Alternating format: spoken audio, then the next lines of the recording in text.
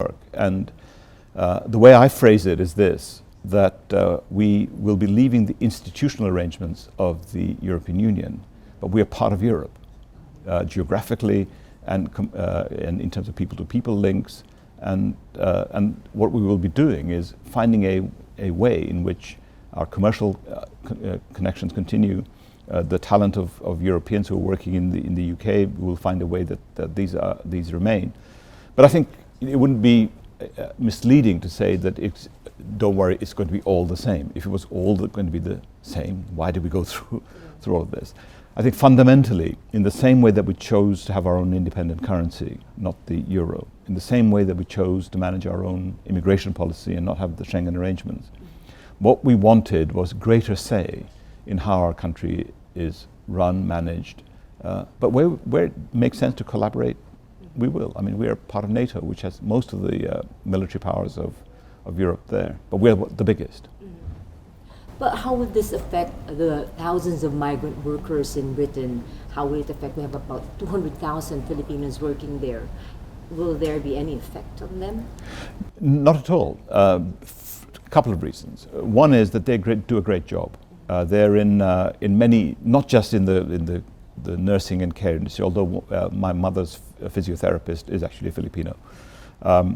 They're increasingly, you're seeing them in creative industries. People are running their own businesses. I don't think it'll be long before the single councillor that we have in southern England from the Philippines will be multiplied, and we'll see people from the Philippines doing what Sadiq Khan has just done, which is to become a second generation mayor of all of London. I mean, it would be almost like saying that somebody perhaps of a migrant from a neighbouring country became mayor of Metro Manila. That's how we've moved on. Because they arrived there under our existing independent and separate migration arrangements to the EU, there is zero impact because they're there legitimately doing a legitimate job, and they will remain so. And many actually are British citizens anyway. Certainly their children are. That's the first thing. The second thing people have said, well, what about overall job security? Well, most of the areas that the Filipinos that I know are operating are going to remain: the health sector, the hospitality and leisure sector. And there's still a trickle of recruitment going on, specific hospitals that have needs, but these are very targeted compared to the waves of nursing staff that we used to have. Remittances, again, will continue unabated, and I know it's important to the Philippines. Some $30 billion US dollars comes in a year, and certainly the UK is the number one source as far as the EU is concerned. That will be unaffected. But one should turn this into something else, and this is what I call the opportunities that already exist that I don't think the Philippines has really exploited in full. Which is that, let's say, the investment money that Filipinos have amassed in the UK, what do they do with it? A lot of it is just sent here and it's just consumed. It's just spent, and then the following month there is nothing to show for it.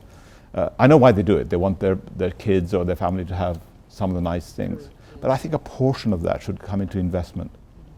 And I've been talking to banks and others here. Why don't we set up a scheme where, for example, a British franchise that people may know of, whether it's in fast food or in whatever, take a known franchise there and set it up in the Philippines. Put some of your investment capital here. Make your money work for you. I think we should see more of that happening than just... Maybe they should band together to come up with a big fund. Yeah, and then under the existing arrangement with the UK as well as the wider EU, there's a particular, ahead of a free trade agreement, we've got a thing called GSP+. Now for your viewers, let me make it very, very simple. What it means is that about 90% of the things that you grow and make in the Philippines can be sold to us without any import duties. Oh. So what's stopping you? Yeah, what's stopping us? Why are you only looking to your immediate neighborhood or to North America? The world's single biggest market is sitting there. And right now, I think the Philippines is selling something near $500 million only to the UK. All right. It seems that many of those who voted for the Brexit didn't realize didn't really know what it was all about. and people were saying they were fooled into believing to, better to exit. Um, how is that? What is your take on that? Now, I have a huge amount of respect for individuals who vote, whether it's in the Philippines or the UK. I don't think anybody can say that a voter has less intelligence or less understanding of an issue.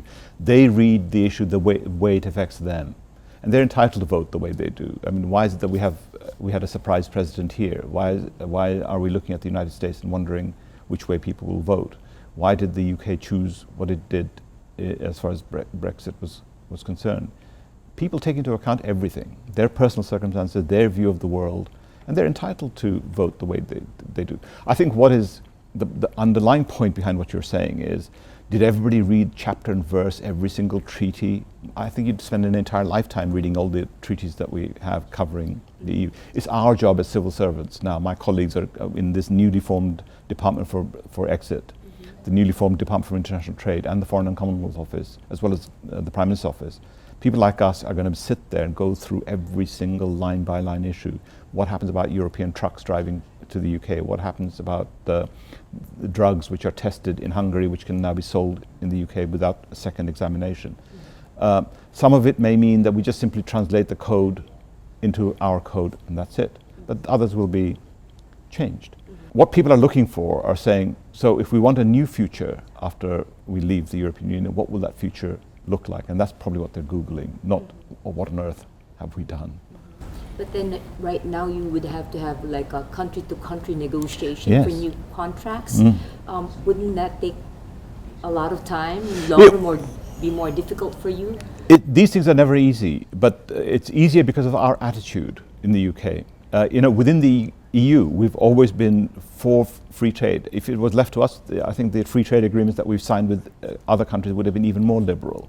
So it's not that we're a difficult country to negotiate with. We're saying we're open. Yeah. We won't restrict anything. So we really are completely wide open to interacting with the world that we live in. So that's the first thing. The second thing is the EU, as I said, already has a lot at stake in terms of, so they will need to get to grips with this subject quickly as well as we do. The United States is reaching out to the whole world with its TPP offer, saying, why don't we join a bigger family of trade? Now we'll have to go through each and every one of those. I agree, maybe the first few might take a bit of time as we learn how to do this. But I think our open mindset means that we have probably less things to worry about than others. I think if people think that somehow we have become inward-looking or we're building walls, far from it. We've been a trading nation for centuries, and it's in our interest to make the world system work. But can you explain to us what other advantages the UK stands to gain by this Brexit? With us being with our pound sterling, we've always had this ability to allow the currency to move for interest rates to be adjusted, suited to our macroeconomic needs. So that's the first thing that we have. Didn't it go down after the vote? Yeah, and it came back up again, and it'll go up and down again, I'm sure, many, many times. Depends which side of the equation you're on. If you're an investor or a shopper in the Philippines, in the UK, from the Philippines, this is sale times come early. But it'll undoubtedly move back up. But that's one example of what independence does. The second one is to design our legal framework in such a way that reflects our real desire for good regulation, but for freedom. You have a new Prime Minister, Theresa May. Can you describe her? How is she as a leader? Well, I came across Theresa May when she was our Home Secretary, the equivalent of your Interior Ministry, not quite like the DILG, but something similar. But she had a heavy workload. She's one of the longest serving ministers in that post. So she came in, having to deal with counterterrorism, having to deal with immigration, having to deal with prisons, having to deal with local government issues, having to deal with our relationship with our immediate neighborhood within the country and outside. So she comes in very, very experienced. My interactions with her shows that she's actually very pragmatic. She won't be rushed into something.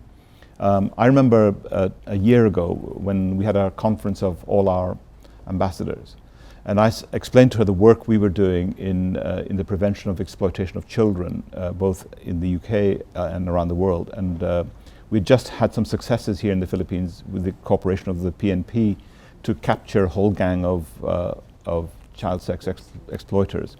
And my question to her was, will this remain a priority as the government starts to cut back? And before I could really explain everything, she said, yes, in the Philippines we've done this, and this is what we're going to do. Now, this was not a planted question. So to me, this shows that this is a minister who likes to read her brief, is aware of the decisions that she's making. She won't be rushed into anything, and that's why she told Angela Merkel of Germany, François Hollande just yesterday and today with the Italian Prime Minister. And each time she's talking to them, they're all basically coming around to the idea that what we need to do is to work at a pace that gives us all a good win-win outcome. 6.2% of Scots voted to remain, and it seems they are in favor of having